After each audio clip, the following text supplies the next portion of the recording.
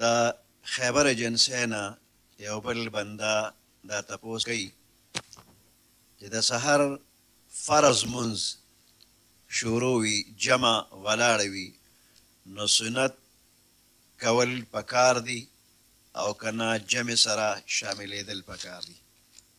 د سحر د سنتو تاکید په احادیثو کې راغلی دی او دارنګې د جمع هم فضیلت او تاکید احادیثو کې راغلی دی.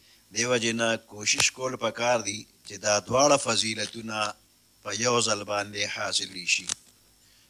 سنت د علی وکړي چې د ده دا امید وي چې یو رکات را لاندې کولی شم یا کم از کم د دې فرض و قاعده را لاندې کولی شم نو سنت دې وکړي. که قاعده هم نه لاندې کېږي ټوله جمع ترې نه ځي نو بیا دې سنت پرېږدي. که قاعده لاندې کولی شي نو سنت دې وکړي.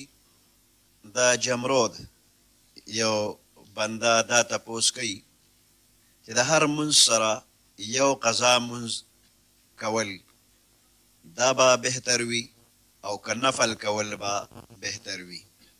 که قضا منځونه کوم نو بیا رانه نفل پاتې کېږي. د چا په ذمه باندې چې قضا منځونه پاتې وي نو د دپاره د نفلو په نسبت باندې د قضا منځونه راګرځول دا افضل دي او بهتر دي. د بادیزو سټاپ نه یو بل بنده دا تپوس کوي چې کومو خلکو باندې سلام اچول منع دي. چاته سلام کول نه دي پکار. کم بنده چې د جواب ورکولو نه عاجز وي یعنی د سلام جواب کولی نشي وعلیکم السلام ویل نشي حقیقتا عاجز وي لکه یو بنده په خوراک څښاک کې مشغول دی نو دې جواب نشي کولی نو دته سلام مه کوه. دې وخت کې سلام کول منع دي. یا شرعا عاجز وي لکه یو بنده په مانځه ولاړ دی یا بانګ وی یا اقامت کوي یا ذکر کوي تلاوت کوي یا د دینی علمونو تعلیم او تعلم کې مشغول دی خپل سبق چانوي یا بل ته سبق خي نو دې شرعا عاجز دی د جواب کولو نو دې وخت کې به ورته څوک سلام نه کوي. دارنګې قاضي چې په مجلس د قضا کې ناست وي فیصلې کوي نو مدعی او مدعا علیه دې سلام نه کوي. په مجلس د قضا کې فریقین د سلام نه کوي. پیغلې زنانه چې هغه پردی وي خور مور لور وغیره نه ده غیر محرم زنانه دي نه هغې ته سلام کول منع دي. یا یو بنده بې حجابه او بې پردې وي نو دته هم سلام کول منع دي. یا بنده اودسماتي ته ناست وي که وړوکې اودسماتۍ که لوی اودسماتۍ نو دته هم سلام منع دی. او دارنګې تاش وغیره چې څوک کوي شطرنج تاش وغیره په دې لوبه کې مشغول وي نو دته هم سلام منع. او هغه سړی چې هغه د خپلې بیبي سره په خبرو اترو مشغول دی نو دته هم سلام منع دی. که دې صورتونو کې چا سلام وکړو نو د سلام جواب ورکول واجب نه دي.